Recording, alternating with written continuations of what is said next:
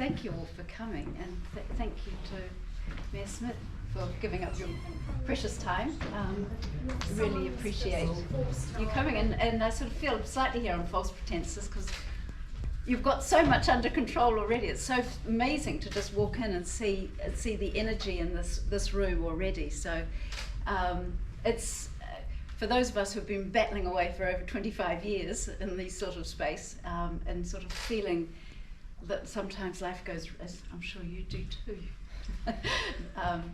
Mr. Smith, that you know, your energies go high and then you get down to a trough again, and then so this is a really good positive move, and I think it's one that's sort of welcomed by all the community. And as William said, I'm actually I just want to say too how much I love Nelson, and I've been coming here quite a few times now because I've got some lovely friends here, and I have to confess that quite often I too have a what if moment, as Nelson is yet another beautiful sunny day, and many a time I thought, now could I move to Nelson? So I think you're all very lucky to live in such a beautiful place, and with so many lovely physical assets, but also you've got the lovely asset of scale and just a small town, and but that means you've got a strong community that you can readily gather around. So I'm really looking forward to see how you move forward here. And as William said, I'm an architect and an urbanist, and for me, it's better because of the screen. It is better. It is an urbanist for me is understanding, learning, studying, and how we live in cities, because our cities and towns, I mean, how we live together in an increasingly intensifying environment, and I think that's really important that we wrestle with. And the trouble is I can't see my notes now, but that's right. I'll just have to wing it. But because I'll just start, I think, with my slides. Do you want a little light? Anyway, it's all right. That's right. And anyway, I've just been away. No, actually, go back. It's all right. I'll just think. You don't have to watch me. Because I've actually been away overseas for nearly 6 months, lucky me. And thanks to those who have been working hard in my absence. Thank you, Jason. And seeing that cities all have these same issues: how to make good public space and how to make places for people.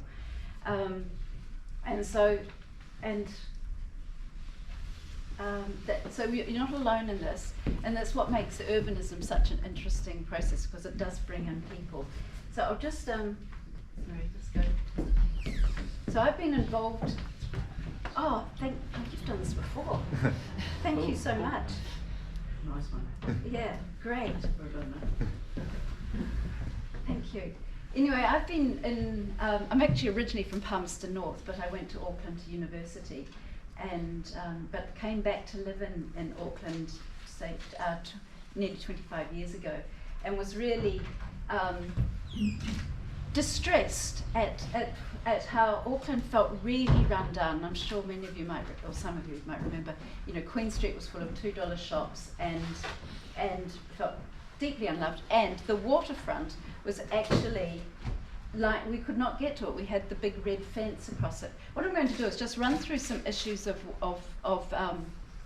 Auckland and the Auckland campaign, and then go into a bit more general about cities and public spaces. And I was actually going to, sorry I'm rambling now, but I was going to talk to you about cities after that, my 6 months trip away. But then I actually read the program yesterday and realised that it was more waterfront focused, so I did a quick rejig here. So this is this beautiful city of Auckland, but in that beautiful harbour. Exquisite setting, like Nelson, most beautiful natural setting. But, you know, the problem was, you know, a lot of it reclaimed land. Can everyone see these okay? Yeah. Okay. you know, you forget, well, you don't, you think your presence is always the way things are, but you can see the amount of reclaimed land and how much had been taken from the Waitemata over the 150 odd years of its being developed, and how we were cut in the 2000, we were virtually cut off from our waterfront all the way along, and so the city was sort of right for development, and we were involved in some down here, the Viaduct Harbour, that's another thing. So that was sort of the first bit with the Bank of the Americas Cup to get the waterfront going, and I think out of that came the where's Stephen Rainbow? Where's it? Yes, what was it called again? The area down that you were involved in? The Waterfront. Wynyard Quarter. Wynyard Quarter, that's right, and a whole sort of new plan was coming in there just to yet again get rid of the industrial land, well, repurpose it, as the industrial land was shifting to the outer skirts of the city to make this into, and so that's been a really big project down there that Stephen was involved in, but meanwhile, so that was underway in 2000 when we came back, and a lot of work that we were doing previously to that. So I came back and got involved in the Urban Issues Group and realised that Auckland at this time was just a whole 7 boroughs subdivided up into separate entities, and there was no overall cohesion. And so it was hard to sort of get a sense of the overall planning of Auckland. So we lobbied for the mayoral task force. And again, this is when I think was the awakening for me that how much of this is political, and you need those political levers to be working. And we, at the mayoral campaign in 2005, we held a presentation on just what the city needed and how it benchmarked to other cities, comparable cities. And the mayor presented this to the mayoral candidates, and Mayor Dick Hubbard, bless him, no, it wasn't the mayor at the time, he then stood up and said, I believe in exactly what you're saying, I understand it. So he stood on that as a campaign and got in, and he instigated the mayoral task force on urban development, which started to rejig Auckland. Out of that became a far greater awareness of the power of urban design and how positive effect that a design-led city could be. And that led on to the super cities coming into being and establishing the planning structure that which, and on the background of this were the ports of Auckland were wanting to expand further into the harbour because they've got a set footprint, and Auckland is a growing city, so there's a real natural tension there that is still not resolved. But more on that, that's a work in progress. But it was at this point where we just felt enough was enough. As you see back, you know, already that had gone into the harbour. They were wanting to expand out 220 metres yet again. And so we just said, this has, how do you stop this? You know, the things are going ahead, the council's approved. So what you do is you gather in your friends and family and you have a protest. Good old civic action. And it was amazing how this, you know, outside the town hall, and then that slowly grew, and politicians would come and speak, and it became actually a focus on, because everyone got how precious the Waitemata Harbour is to Aucklanders, and how important it was for people to come together and stand up for it. Michael Goldwater, they formed a group called Stop Stealing Our Harbour, who were the sort of PR side of it. And meanwhile, Urban Auckland, that I was then chair of, we took a case in the High Court to stop the political planning process, sorry, not the planning process. I'm not going to give you all the details, but it was just fabulous to how this process just grew and how it brought people together, and how it became so apparent that how much people would actually love Auckland. They love their city, and they're just looking for a way of which to express that commitment to their city. And so we'd have these protests, and 2,000 odd people would turn up. And the best thing was that they were from all walks of life, all Manukau, South Auckland, the central area. And it was really heartening that people had come together to speak out, and there was a big boating rally as well. So it was, in a sense, the tide turning, where people started to feel empowered to speak out about their, speak up for their city. So there's various, and again, the lovely thing of bringing in the artists who can express so wittily what the rest of us can't do. And so this grew to be a really, again, mobilizing people to speak out. But this was great. The real issue was actually in the background, was the High Court case and the judge finding in favour of us. This is a billboard that you very rarely see. So I'm very proud of it. But it actually was that which then, once that had happened, then people want to talk to, the council said we have to sit down and talk this, and the ports immediately wanted to start negotiating and what have you. And so that was a big lesson too. And so subsequently to that, understanding how important that political planning process is, a lot of the work that I've been doing subsequently is trying to have that process not end in court or go to court, to have it as more of an open dialogue and discussion about what, how your city might be shaped. Because these issues haven't gone away, and this has been another one for us, the gigantuan cruise ships coming in, and which then have to moor on this tiny little wharf. They want to be right in the only place they have is right in the centre of our city. And so Ngāti Whātua, again, bringing iwi together and the people to take this on. But what it's done is it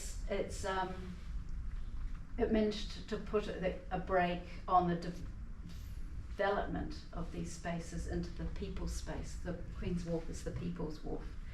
And they were wanting to turn it again into a cruise terminal, basically. Mm. So, but it started that process and that recognition that that this has to be planned properly and thought through.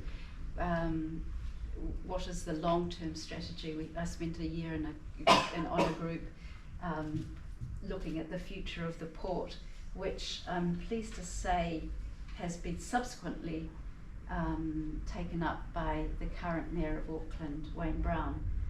And so this takes time. It's going to take a lot of time, but I think there's a real understanding now that these are big issues, and that what really does have to happen is the people, I think, is people to say what sort of city they want and how should that be. We've had some successes too. We managed to lobby to get rid of with the America's Cup. The legacy of that was not another giant wharf out into the harbour to put flash boats on, but instead to take the tanks off the tank farm. Mm. And they, I won't bore you with that long story, but basically gone by lunchtime. It was fantastic once we managed to just lever that through and get the politicians understanding in behind. David Parker was brilliant in sorting that out for us. And they've gone, and now that's going to be turned into a park. So you go, wow. Mm. That's a good legacy for the America's Cup, and will be about the only legacy we have of the America's Cup. So still we have this big industrial estate right in the middle of our harbour, but the talk is now turning to what Auckland could be and how it should be. And again, this is a big topic to take on. I've been working at the university, and every 2 years I run a program on students looking at what could happen down there if you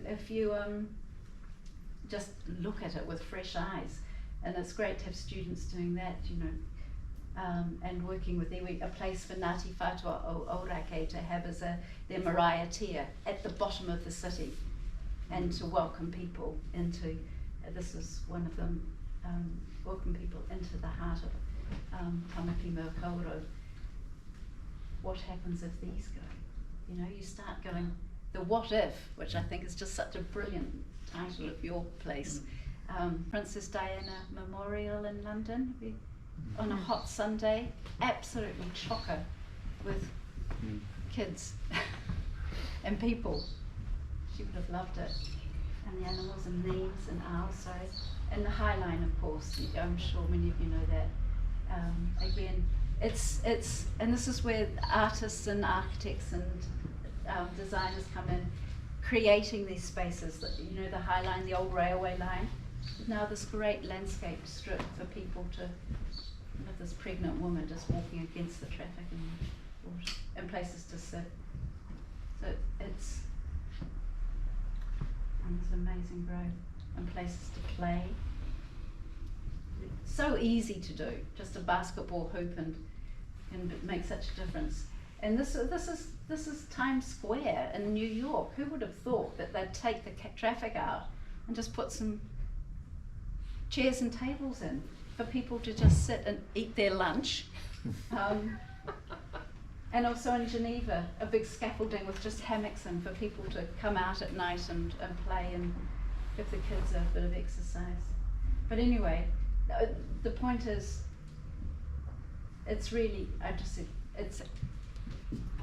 it's really easy to do this stuff if you've got the will and the imagination and the love for your city. And so I really commend what you're doing here. And I also, the other thing my big take about all this is, after doing this for so long, is that you realize that so much of what your city is now is because generations before you have put so much effort in and so much hope and vision into your city, and so it beholdens all of us to get involved, to do the best we can of looking after each other and your environment. So on that sanctimonious note, I'll finish. Okay, thank you.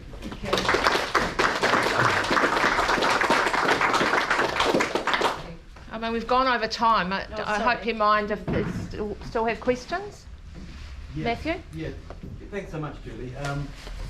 In terms of where we're at in Nelson, we've got the energy and the passion, and what would your advice be in terms of converting that into actual wins on the ground? Because that's where we've sort of come up short in the past, is we have these pulses of enthusiasm and ideas, being no shortage of ideas. Yes.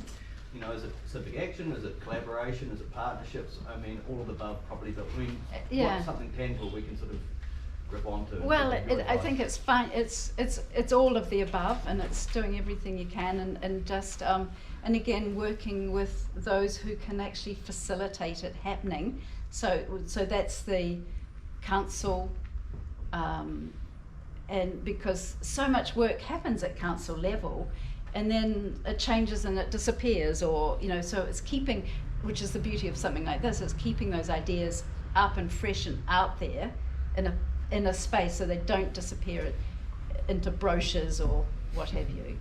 And then having a strategic plan of what's the low-hanging fruit, where you need a bigger vision, and then what do you work at on that. So you've got a strategic plan, a 5-year, what can we do this summer, what can we do in 2 years, and don't take on too much, just say, right, we're going to get that going, and I think, and because it does snowball. I mean, just looking at this, like New York, it took time to get the momentum going, but once it's happened, and the same in Auckland, people now get urbanism, they get intensification, they get that, what good design, places to walk, parks do, and so they start demanding it more, so it does gain its own momentum. Stick at it. Another question? Yeah. If I could follow on to, I think Yeah. it's a follow on to that question, but it sounds to me like you're saying that the people of Auckland, compared to 10 years ago or so, feel more empowered to get these things done. Anyway, but the interesting thing They is know, you started they your understand their city more. Yeah. Okay. Yes. But you started your presentation by saying, Yeah. it sounded to me like you're saying it all started with some protests. No, that was the wharf. That was the wharf. The Ports of Auckland one was a protest. Okay. The other one started. The other projects have started by the council acknowledging these and developers together down in the viaduct basin in particular. You know, there was money to be made here. How do we do this properly, and how does it work into a bigger plan? And that was the yeah. And so that, you know, and then it was really fun. The mechanisms were put in place of how that was planned and delivered, and it's been very successful. So that's been rolled out again. Any last question? This is a bit of a loaded question. I think I know the answer, but there seems to be a theme of what these civic and people-focused places turn out to be. There's almost a roadmap, you could say, that what success would look like. Have you any experience of any being undone and people being removed from places after they've been put in? Like I say, it's a loaded question because I can't see any, but it seems like the future might be laid out quite clearly for us, but cities are just slow to take those initial steps. I personally don't know of any yet where they've taken the cars out and then said, damn, that was a mistake.